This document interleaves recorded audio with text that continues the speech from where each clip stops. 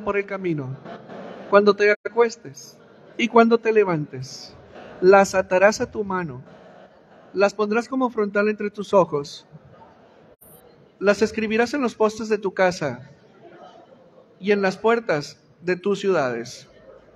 Y decimos todos, amén, amén y amén. Dale un aplauso al Señor, por favor.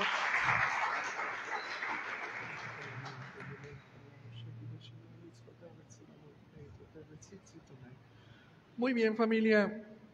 El tema de hoy es muy trascendental. Edom, este espíritu impuro, quiere destruir tu altar. Destruir el altar significa hacerte estéril e inservible delante del Creador. Y eso es muy riesgoso, muy peligroso y muy frecuente. Tenemos millones y millones de creyentes en el mundo esterilizados, sin fruto, sin provecho, sin testimonio y realmente con una vida que deja mucho que desear acerca de las promesas que el Eterno nos hace, familia. Verdaderamente es muy preocupante que las buenas nuevas no estén causando el efecto que debieran tener conforme a la promesa y a la esencia misma de las buenas nuevas. Ayer platicaba con una persona en la casa y tocamos el tema brevemente acerca de los evangelios. ¿Cuáles son los evangelios? Lucas, Juan, Marcos. ¿Mentiras? ¿No es cierto? Esos no son los evangelios. Estas son las cartas biográficas de Yeshua que describen las buenas nuevas de Yeshua. Pero decir que Mateo, Lucas y Juan son los evangelios, no. Fueron apóstoles de Yeshua que, bueno, en el mejor de los casos, escribieron esas cartas biográficas y ahí en esas cartas biográficas se describen las enseñanzas de Yeshua y esas enseñanzas son el evangelio. Lo que él habló, lo que él dijo, eso es evangelio. ¿Qué es evangelio? Evangelión. ¿Qué es evangelio? Buenas noticias, o sea, nueva información, pero buenas. Entonces ya empezamos a aterrizar, porque entonces no, ese es el evangelio. Entonces tú le dices esto a un evangélico y se va a infartar. ¿Sí? Entonces tenemos que empezar a centrar, si queremos sacarle jugo a lo que nuestro Salvador nos vino a enseñar, nos vino a decir y a su vez que nos ha facultado. Hemos hablado reiteradas veces, familia, que somos un Mishkan. Es decir, que somos nosotros un templo, un tabernáculo, que somos nosotros y dentro de nosotros hay algo muy valioso. ¿En dónde? Aquí, en el corazón. Allá adentro, en el fondo, ¿qué hay? ¿Qué hay?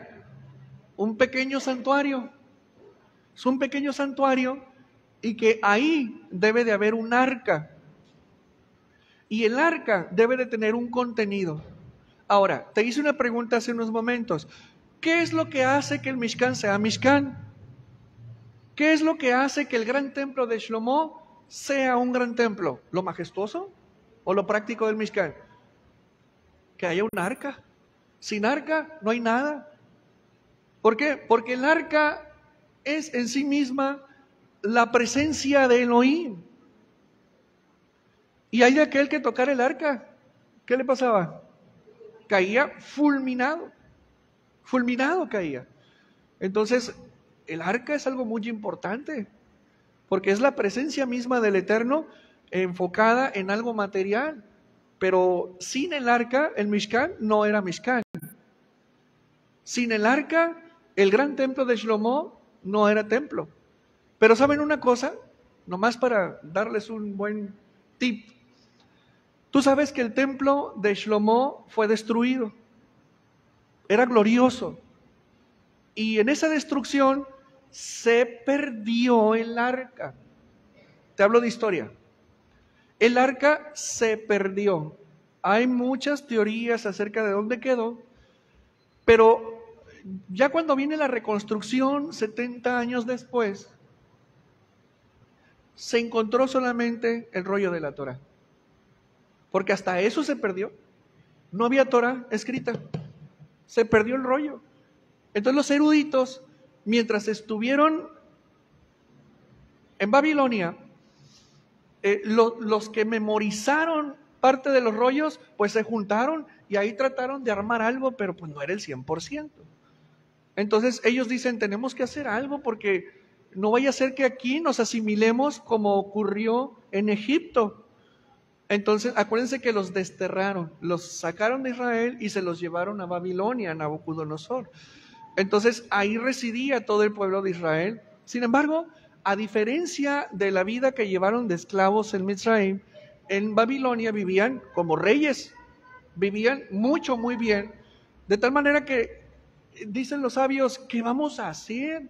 No tenemos la Torá completa, qué desgracia. Y luego de pilón se burlaban de ellos y les decían, sabemos que ustedes los levitas son expertos alabadores y que ninguno en la tierra puede cantar como ustedes a su Dios.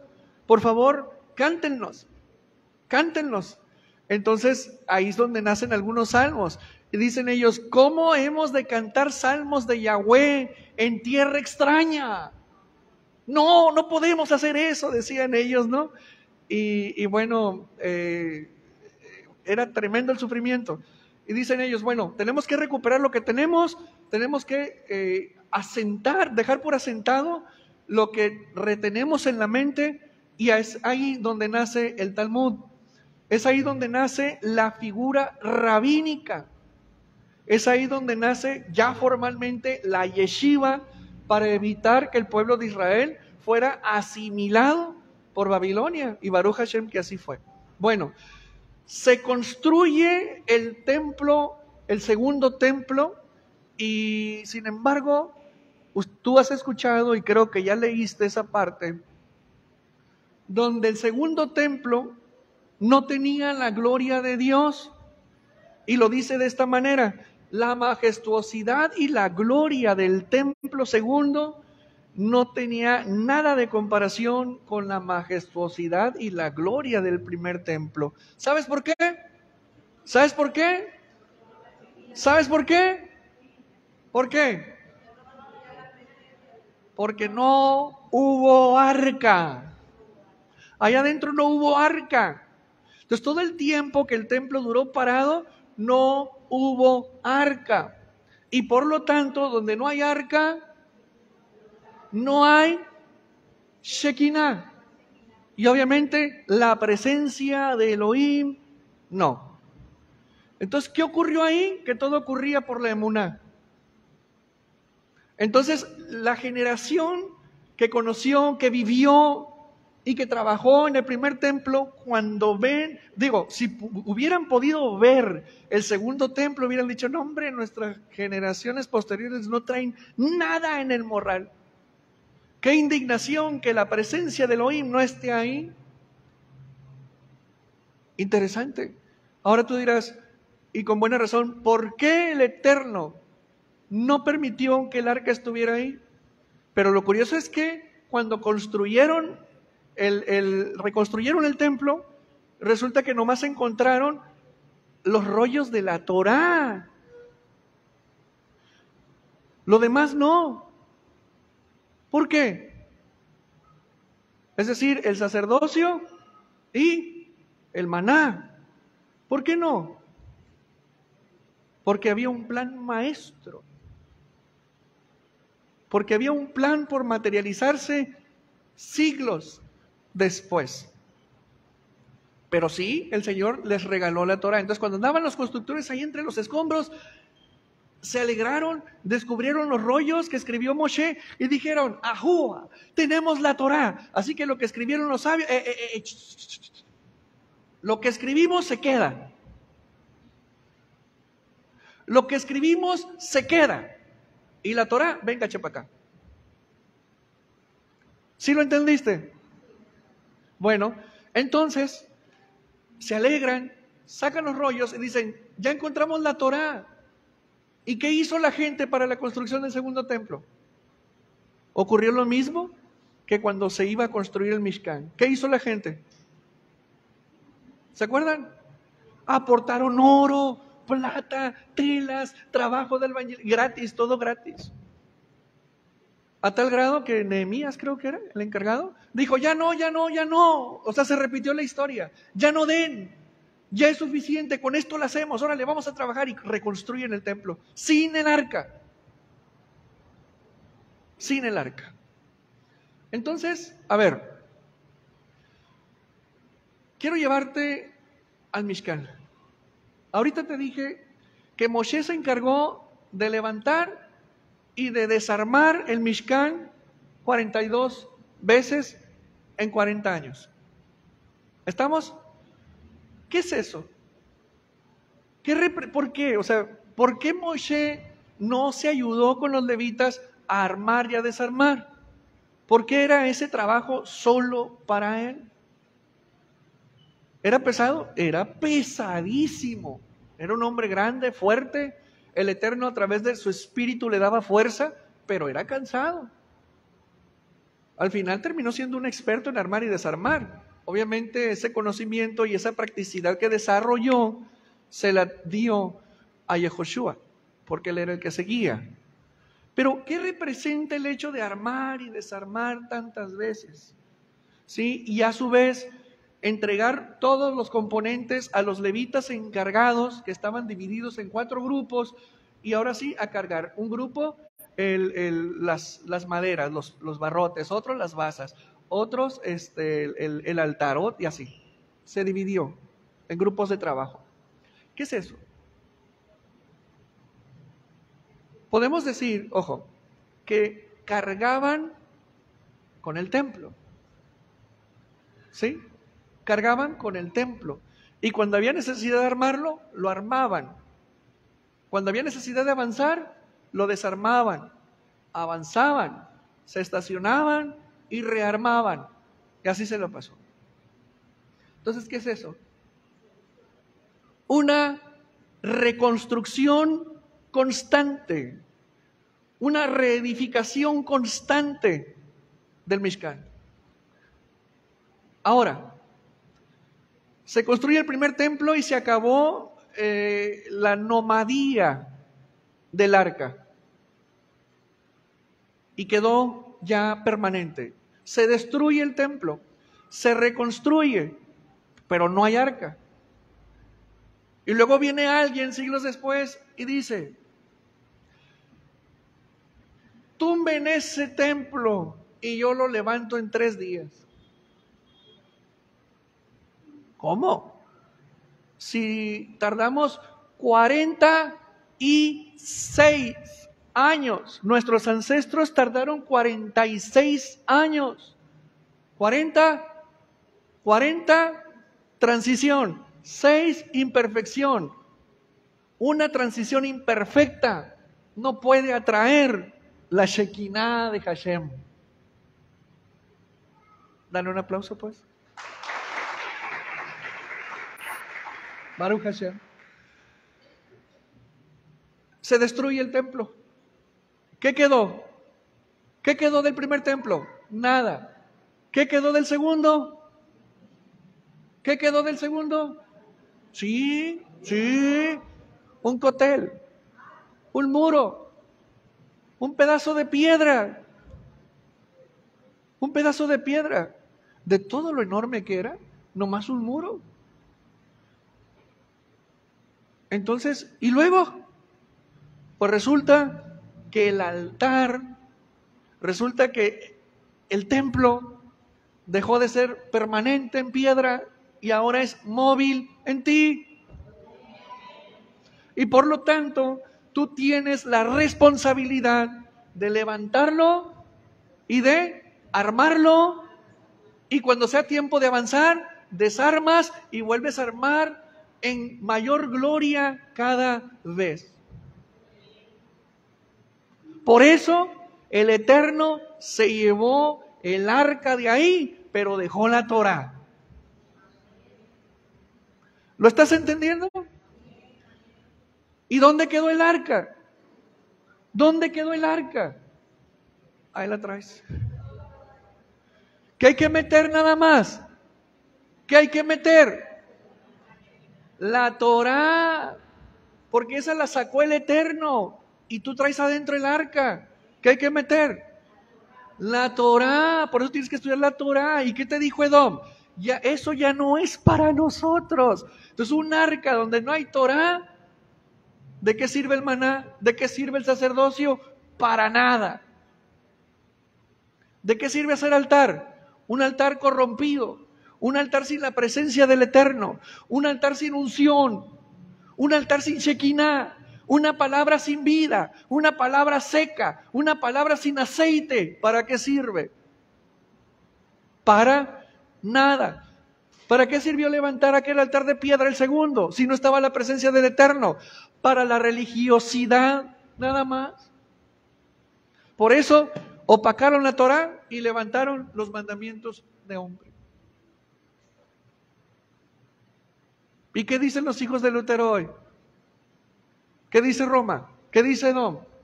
No, la Torá ya no, porque es el componente que hace falta aquí adentro para que esté completa tu arca.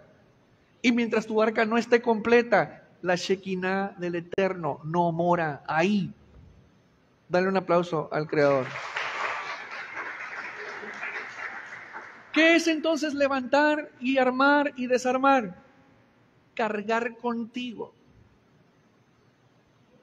Cargar contigo para irte mejorando, irte elevando, irte conectando cada vez más con el Creador, ir avanzando en tu escalera de Jacob.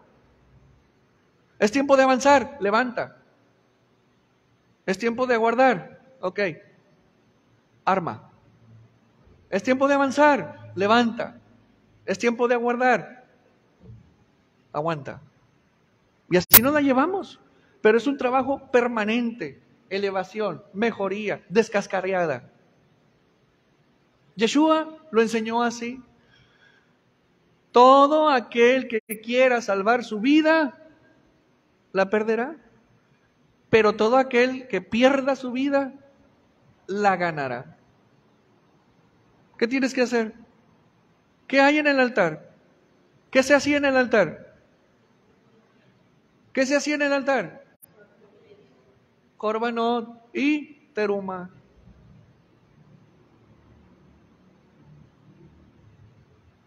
Sacrificio y ofrenda. ¿Y cuál es la más grande ofrenda que el hombre puede hacer? El más grande sacrificio. Entregar su vida. No retener para sí. Segol para sí, pues. Entregar su vida. Dar para recibir. Das toda tu vida, ¿qué recibes a cambio? Salvación. Mueres a ti, entregas tu vida, la sacrificas, la ofrendas, ¿y qué tienes a cambio? Lo que siembres, cosechas. Lo que das, recibes. Según la medida, es como te van a medir. Y con la medida que diste, es con la medida que recibirás. ¿Qué tiene el Mishkan? Un altar. Tú adentro traes un altar también. Y ahí hay que sacrificar. Ahí hay que sacrificarte. ¿Ya te sacrificaste? ¿Ya te sacrificaste? ¿Ya te diste? ¿Ya te cediste? Si alguno quiere venir en pos de mí, niéguese a sí mismo, tome su cruz y sígame. Tome su cruz y sígame. ¿Qué se te viene a la mente cuando dices, tome su cruz y sígame? ¿Qué se te viene a la mente? Una maderota en la espalda cargándola, ¿verdad? ¿Qué? ¿Qué imagen tienes? Toma tu cruz y sígueme. ¿Qué es la cruz?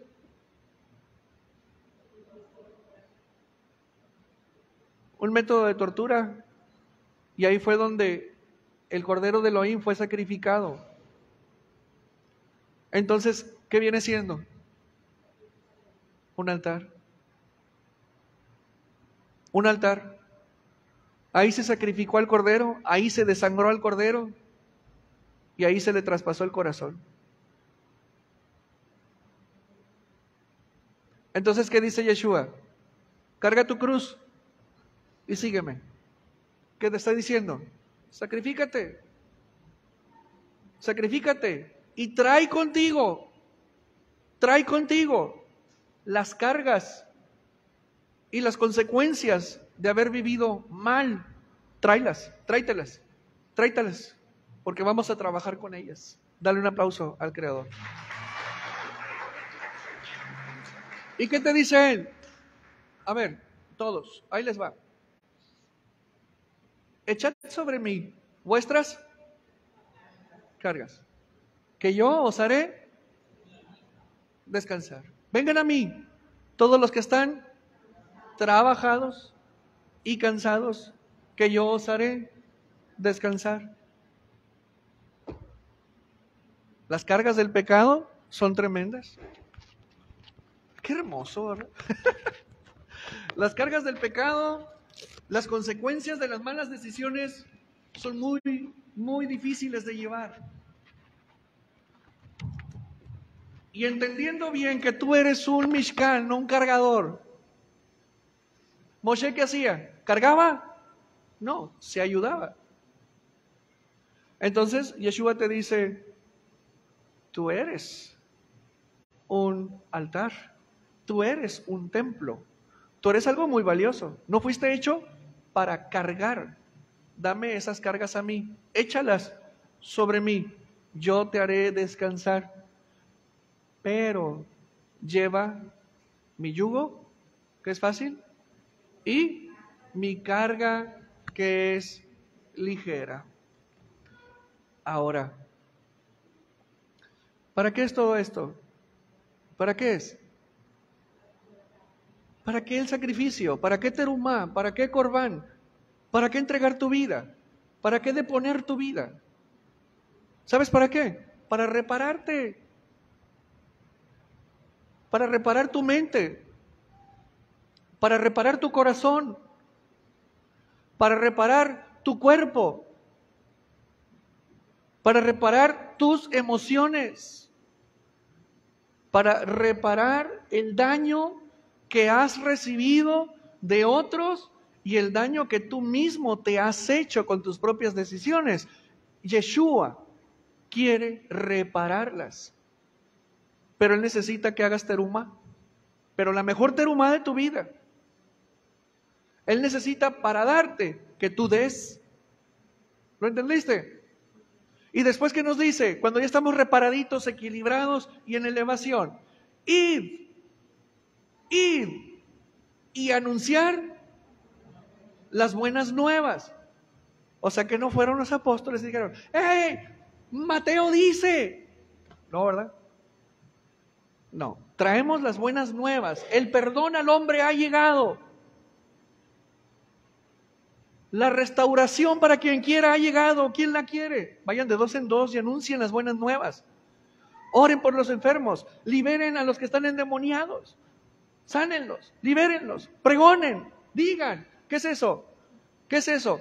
No mandó a los atados, no mandó a los esclavos, no mandó a los confundidos, no mandó a los mancos. ¿A quién mandó? A los restaurados. ¿A quién mandó? A los reequilibrados. ¿A quién mandó? A los bautizados. No, a los nacidos de nuevo, incluyéndose bautizados. Porque alguien que no es libre no puede liberar. Alguien que no sabe no puede enseñar. Alguien que no ha vivido no puede compartir. Entonces, aquí está la ley del segol. Ir y pregonar es comparte lo que se te ha dado. Ahí está la ley del segol. Mashiach enseñó la ley del segol. Dale un aplauso.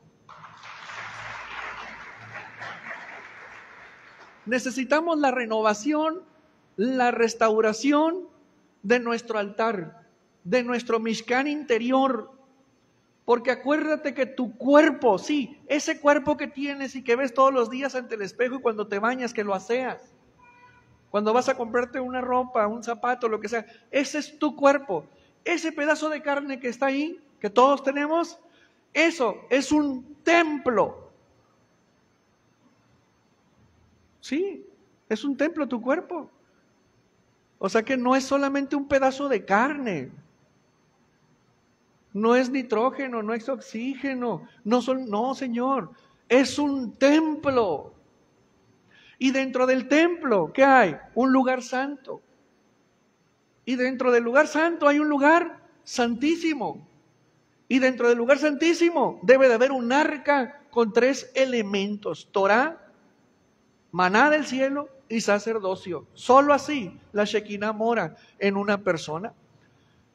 Y si queremos la restauración del templo de nosotros, porque así fue, el templo, el segundo templo fue destruido para que se levantara en ti. ¿Cómo es? Tú eres un templo. Y te lo voy a repetir, cuando te veas en el espejo, eres un templo. No eres solo un ser humano. ¿Y qué se hace en el altar? Se ofrece, se sacrifica. ¿Y qué ocurre si no hay altar? ¿Qué ocurre si una persona se bautiza, la declaración de fe, estudia Torah, hace oración, hace plegaria, hace sedaká, da terumá, da bikurí, da maser, y hace todo lo que es correcto, pero no hay adentro sacrificio? No hay terumá, no se ofrenda, no se ha dado, no se sacrifica. ¿Sirve de algo? No, no sirve para nada. Y si no sirve para nada, ¿cómo podremos hablar de una vida restaurada? ¿Cómo podremos hablar de una vida plena? Ese es el trabajo de Dom. Evitar que tú sacrifiques, evitar que tú ofrendes tu vida, evitar que tú entregues tu vida. Porque si Él logra, ya sea destruir tu templo, arruinar tu templo o hacerlo inútil y estéril dentro de ti, estás en una condición de pecado, en una condición de sufrimiento, y de ahí vienen todas las demás calamidades en tu vida. ¿Por qué?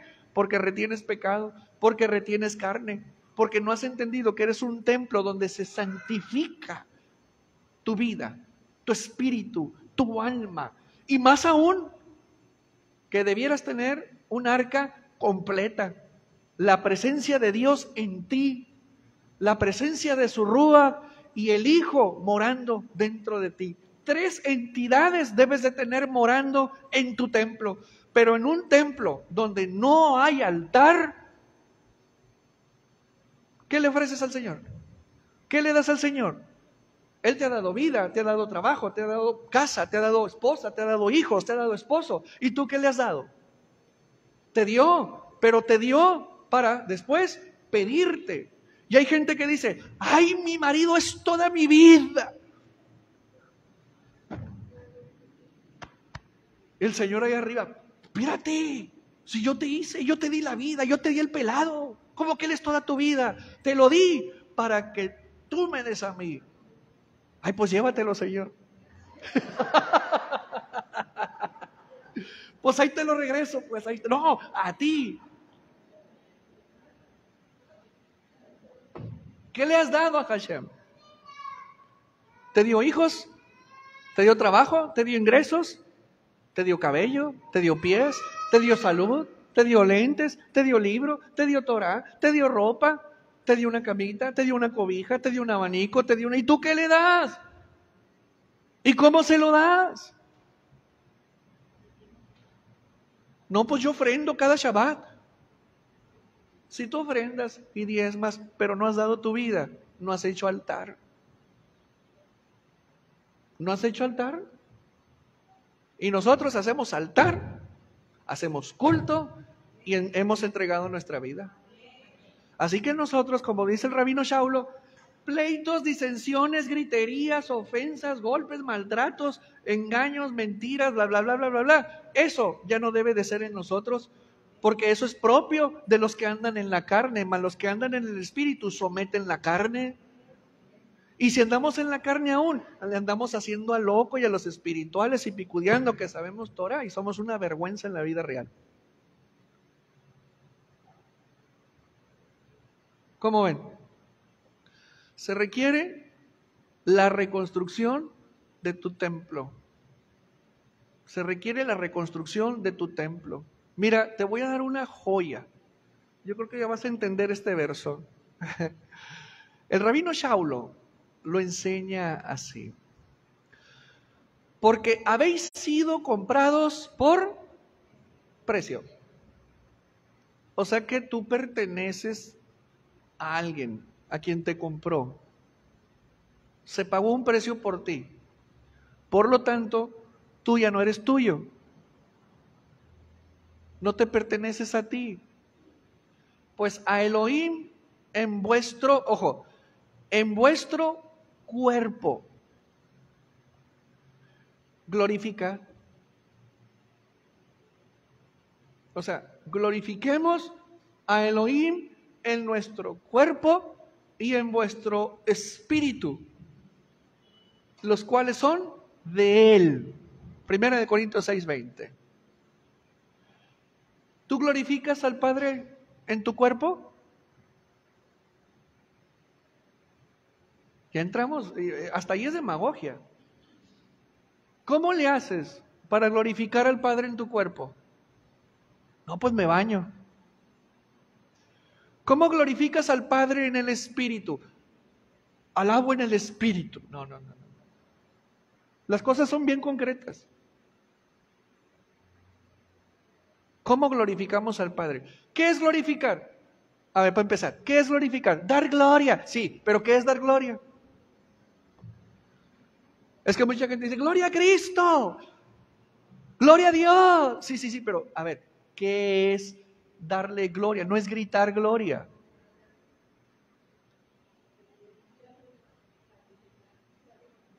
Honrarlo. Honrarlo. Mostrar con evidencia la grandeza de nuestro Elohim con el cuerpo.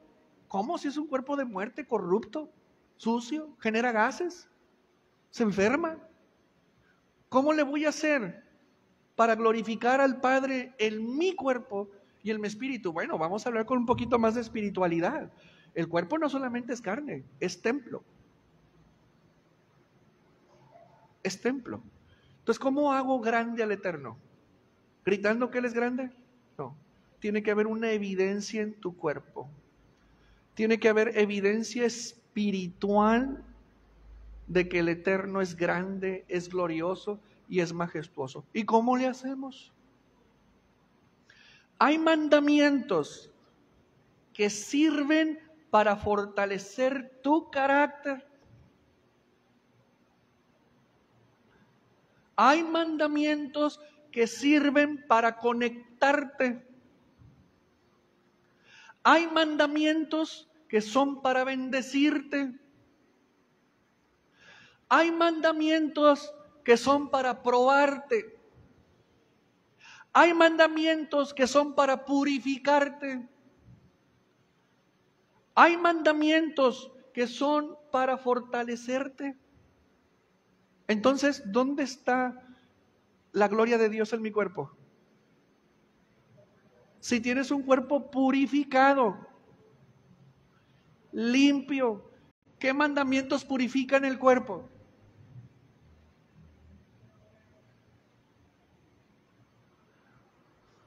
No comerás puerco, no comerás mariscos.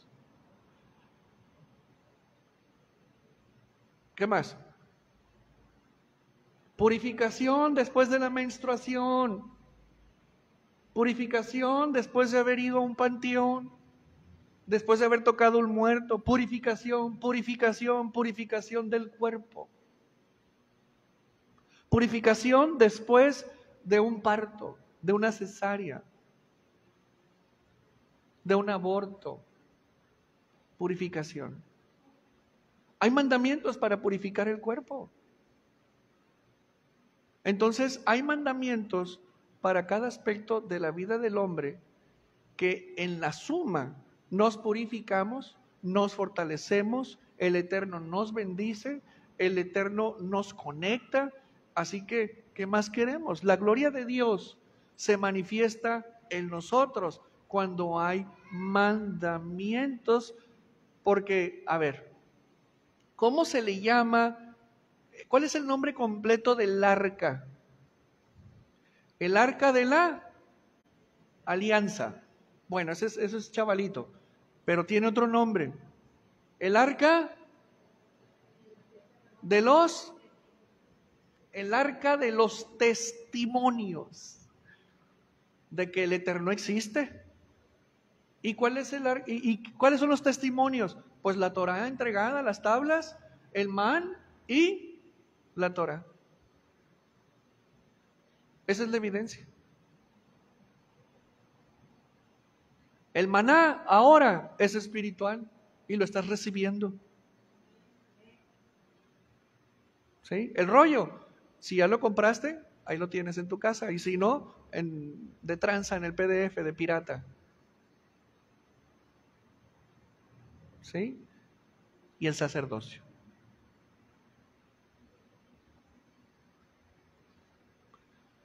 Entonces, si tú no tienes esto, ¿y el testimonio? ¿Qué es el testimonio? La evidencia de que el Eterno está en ti. Es decir, la evidencia de que tú tienes una parte del Eterno en tu persona. Y se tiene que notar, se tiene que ver. No te tengo que demostrar nada. Y los mandamientos no son para nosotros porque estamos bajo la gracia. Ándele, está bueno. ¿Está bien? ¿Está bien? ¿Estamos aprendiendo? Bueno, ahí te va la luz. Más luz. ¡Paz! Prendemos los faros. Escucha detenidamente las palabras de Yeshua, ¿ok? Juan 15:7. Si permanecéis en mí y mis palabras permanecen en vosotros, pedid todo lo que queráis y os será hecho. Ojo, quiero preguntarte, ¿para qué fue hecho el templo de Shlomo?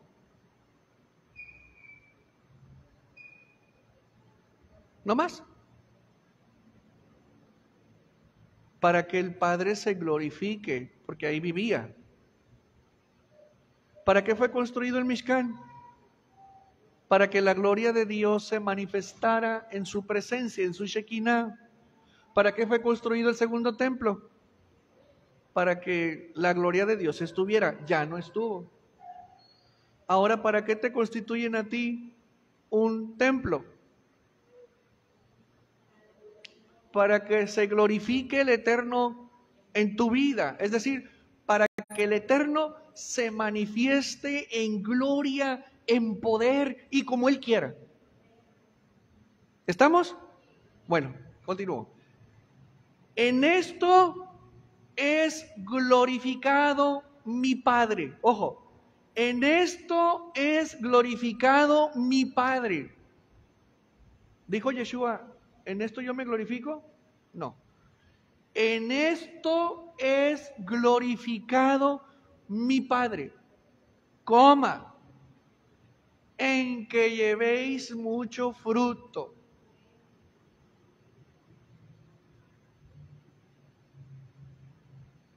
¿La agarraste?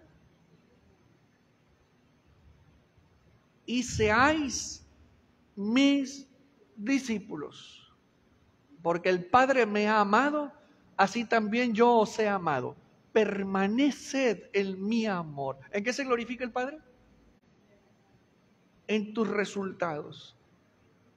Y en ser discípulos de Yeshua.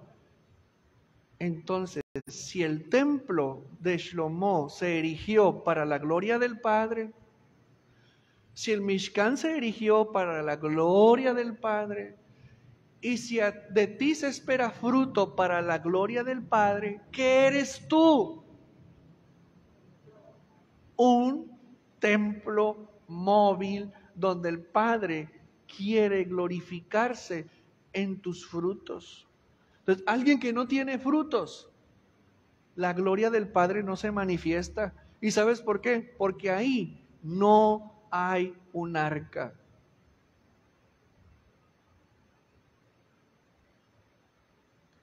¿Por qué a mí me pasa esto? ¿Por qué no me soluciona esto? ¿Por qué no cambian las cosas? Pues no hay fruto. ¿Cómo quieres fruto si andamos mal? ¿Cómo quieres fruto si no haces altar? ¿Cómo quieres fructificar si no te has dado? ¿Cómo quieres tú fructificar abundantemente si no cumples con la ley del segol? Nomás para ti y solo para ti y nomás para ti. Olvídate, jamás, jamás, jamás. Confórmate con las bendiciones gratis. ¿Sabes cuáles son las bendiciones gratis? El oxígeno, el sol y lo que te llegue.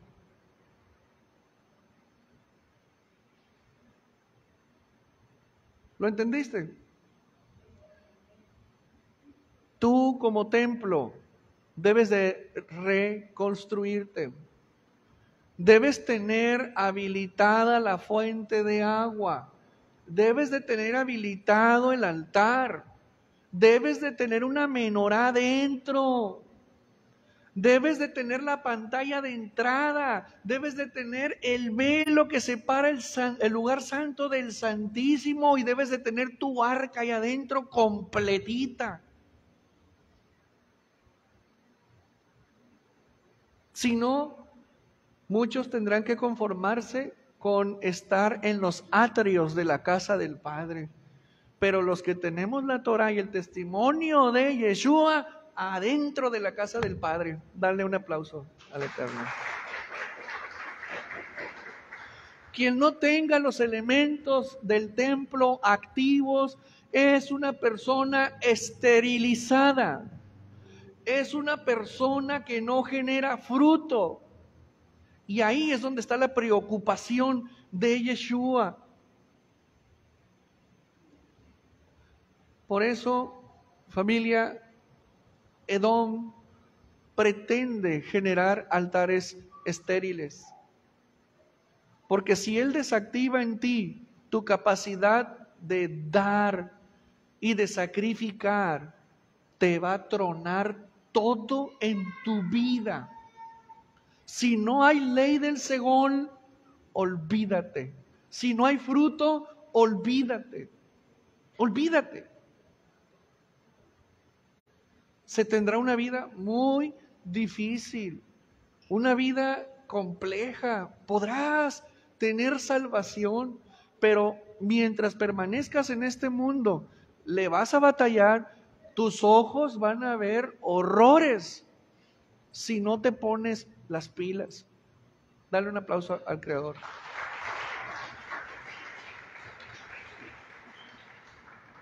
El segundo altar, número 1, no estaba la presencia de Elohim ahí. ¿Estamos? El Sanedrín, el sacerdocio, estaba corrompido. No se enseñaba Torah y se enseñaban mandamientos de hombre y tenían a la gente atada, ciega, sorda, muda, confundida, esclavizada, ignorante y sin fruto. Y aparte abusaban de la gente. Mira, déjame te explico algo importante. Tú sabes que en aquel entonces, cuando existía el templo, era un mandamiento de que en cualquier parte donde viviera un judío, tenía que ir una vez al año al templo a presentar terumá. ¿Sí? Ahora imagínate un judío que vivía en Sefarad, España, o en Fenicia, y que el hombre era un ganadero. O sea, a la vuelta de un año, ¿cuántos primogénitos de sus animales tendría? ¿Cuántos? Pues un chorro, ¿no? Entonces imagínate viajar desde España hasta Israel con todo el animalero. Sin embargo, es obligación entregarlos. ¿Cómo le hacían? Bueno, muy simple, se iban sin los primogénitos, llegaban a Jerusalén, se acercaban, ojo, se acercaban a las casas de cambio que había ahí, ¿sí? Y cambiaban las monedas de Sefarad, los billetes, el dinero, por monedas, por shekels, que es aún la moneda de Israel. Ciclos, dice la escritura, ciclos, pero son shekels. Entonces hacían el intercambio con los cambistas y luego iban y compraban ahí los primogénitos de los comerciantes. Los compraban, los que los vendían los redimían, entregaban el dinero, cumplían ellos, y quienes compraban la vaquita la entregaban en el templo y la sacrificaban. Entonces todo eso hacía muy práctico cumplir con el mandamiento de las primicias, de la primogenitura y de la ofrenda cuando eran animales. Entonces no había complicación. Sin embargo, con el paso del tiempo, los cambistas dijeron, a ver, vienen pesetas de España, vienen francos franceses, ¿sí? Ya sé que hay euros a hoy, pero vamos a suponer. Cada nación de donde venían los judíos, pues traían sus propias monedas. Entonces los cambistas vieron negocio. Bueno, el tipo de cambio, venían los de España. Oye, el tipo de cambio pues está a 5 shekels por peseta. Y le decía el cambista, sí, pero dijo mi mamá que siempre no. Entonces son 3 shekels por una peseta. No, oye, pero pues ¿cómo? No, si quieres. Bueno, pues ni modo, pues menos shekels por la misma cantidad. O sea, estaban manejando devaluaciones injustas de la moneda extranjera, apreciación de la moneda local. Además, también vieron los que vendían animales que podían meter animalitos enfermos y no entregaban sus primogénitos, no los vendían. Entonces ellos los llevaban al templo y quienes venían de fuera compraban animalitos que estaban enfermos. Entonces era una corrupción y era un mugrero. Ese era el contexto histórico en relación a la terumá y al corbanot en el templo. Y entonces ocurre este evento en medio de este contexto. Estaba cerca Pesaj, ¿sí? Y subió Yeshua a Jerusalén. ¿A qué subió? A presentar la ofrenda de Pesaj en el templo. ¿Sí? Acuérdate, ¿qué ofrenda es la que se presenta ahí? ¿Qué dice la Torah? No te presentarás con las manos vacías delante del Eterno. Se entrega la primer primicia del año. Tú ya lo sabes, estudiante de Torah. Se entrega la primer primicia del año en Pesaj. ¿Y a qué iba Yeshua entonces? A entregar la ofrenda de Pesaj. Bien. Y halló en el templo, o sea que él va así, guapo, ¿sí? Obediente al Creador, y ve todo eso que les acabo de describir. Y halló en el templo a los que vendían bueyes, ovejas, palomas, y a los cambistas allí sentados. ¿Y qué observó? Corrupción, animales enfermos, gente abusiva, ¿sí? Y haciendo un azote de cuerdas. ¿Qué es eso? Un chicote, o sea, no un fuete, no un chicote de una tira, no, un chicote de varias cuerdas. Eso duele más, ¿verdad? Bueno, checa lo que hizo. Haciendo un azote de cuerdas y echó fuera del templo a todos. O sea, a los vendedores de ofrendas y a los cambistas. Los echó fuera del templo a todos. Y a las ovejas y los bueyes esparció. Y esparció las monedas de los cambistas y volcó las mesas. Y dijo a los que vendían, palomas, quitad de aquí esto. Y no hagáis de la casa de mi padre casa de mercado. Y no consentía que nadie atravesase el templo llevando utensilio alguno. ¿Sabes lo que ocasionó Yeshua ahí? Un tremendo caos. Tomó el control del templo. Agarró a riatazos a los cambistas y a los vendedores de ofrendas. Los corrió a todos, tumbó las mesas, tiró las monedas y a los animalitos los soltó. ¿Por qué? Porque no servían para ofrenda. No servían los animales para ofrenda. El abuso de los cambistas. La opresión que conjuntamente ejercían sobre los que sí querían cumplir el mandamiento. Imagínate. Entonces, obviamente el caos que Yeshua ocasionó ahí, indignado por la corrupción y el mugrero que había en el templo, fue inusitado y molestó a muchísima gente.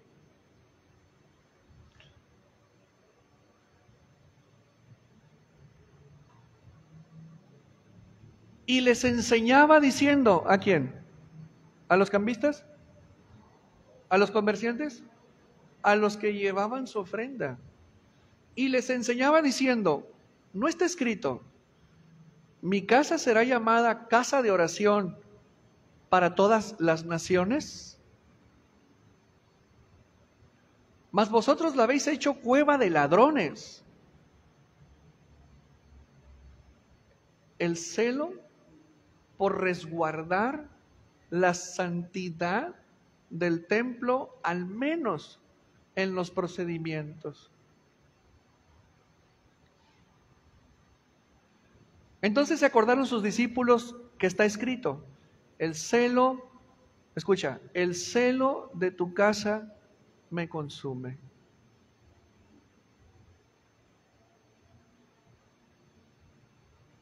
Eres un templo. Y Yeshua nos está enseñando aquí, nos muestra con plena acción el celo que tú debes de tener para cuidar tu templo y descontaminarlo y quitar todo cochinero que no debes de traer ahí adentro. Fue celoso, escúchame bien, celoso, agresivo, violento, en pro de resguardar, por fuera al menos, la santidad de la casa del Padre. Porque ahí había corrupción, suciedad, impureza. Y así llevaban y ofrecían. ¿Tú crees? Y lo que sigue es dramáticamente revelador. Mira, Juan 2. Y respondió el Sanedrín, ¿qué señal nos muestras ya que haces todo esto? Respondió Yeshua y les dijo, destruid este templo y en 3 días lo levantaré. O sea, destruid este templo y en 3 días lo levantaré. Mas dijeron ellos, en 46 años fue edificado este templo, y tú en 3 días lo levantarás. Mas él hablaba, escucha bien esto, mas él hablaba del templo de su cuerpo. Del templo que estaba en su cuerpo. Y los otros creyeron que hablaban del templo de piedra. ¿Para qué el templo de piedra? No servía para nada, pero sí el templo de su cuerpo. Pero fíjese lo que dice él, tumben tumben este templo y yo lo levantaré en 3 días.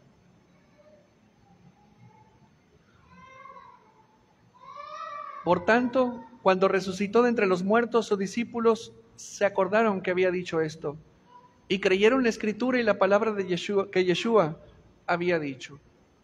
A ver, tú eres un templo. Tú eres un templo que anduviste mucho tiempo en el pecado, o no sé si aún andes.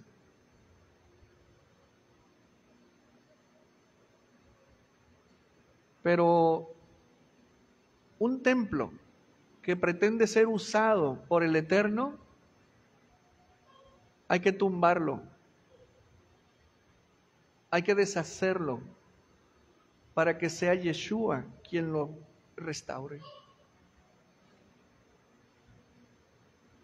Pero tú necesitas tener las materias primas. Tú eres el responsable de las materias primas. Tú eres el responsable del oro, de la plata, de las telas, de los utensilios. Y Yeshua es el responsable de levantarte. El templo de tu cuerpo. Mira, el rabino Shaul lo enseña así. ¿No sabéis que sois templo de Elohim? Y que el Ruach mora en vosotros. ¿Acaso no lo sabéis? Y si les pregunto a ellos, es porque los corintios no sabían que eran templo y no sabían que en ellos estaba el Espíritu. ¿No sabéis que sois templo de Elohim? ¿Y que el Ruach mora en vosotros? ¿O no sabéis que vuestro cuerpo es templo del Ruach Elohim, que está en vosotros, el cual tenéis de Elohim, y que no sois vuestros?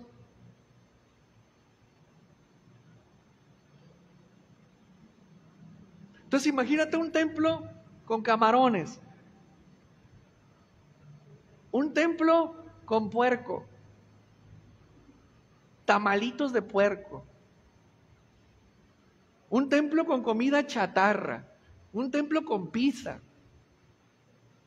un templo echándole todos los días alcohol, un templo con drogas, un templo en fornicación, un templo en adulterio, un templo tatuado, un templo con piercings en la ceja, aquí como los toros, ya que se ponen aquí también, sí, en el ombligo, sí.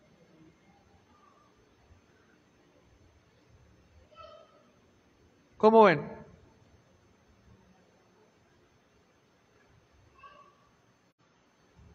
¿Acaso no sabéis que dentro de vosotros está el Espíritu de Elohim, el cual es de Él, no de vosotros? ¿Acaso no sabéis que vuestro cuerpo es el templo del Eterno?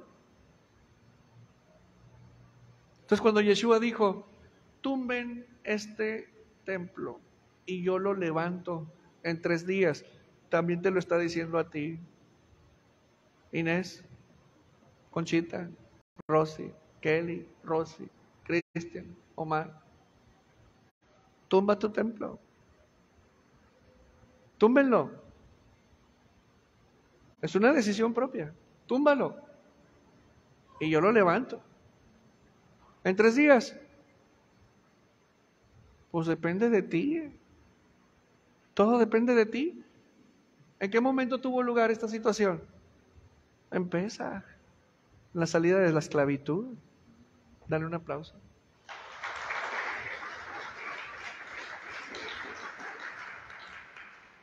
Familia, el Eterno, para todo aquel que haya querido salir de la esclavitud, le enseñó el sistema de terumá y corbanot, ofrenda y sacrificio.